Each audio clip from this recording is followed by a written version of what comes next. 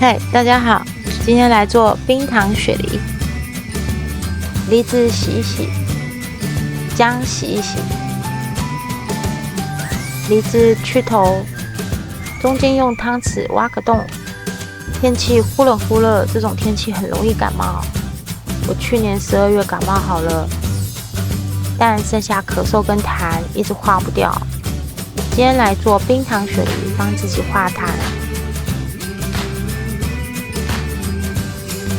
准备一个小碗，旁边放挖出来的梨肉，姜带皮切，把姜放在梨子外围跟中心，把冰糖也放进去，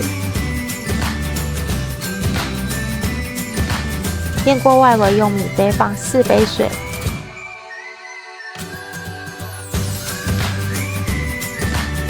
盖起来。这样煮了1个小时后，虽然等很久，但这一杯冰糖雪梨的汁超浓缩的，只有几口而已，但喝下去的当下，喉咙的痰瞬间化掉，超神奇的。把皮剥下来，果肉也可以吃哦。祝大家身体健康，天天平安。下集再见。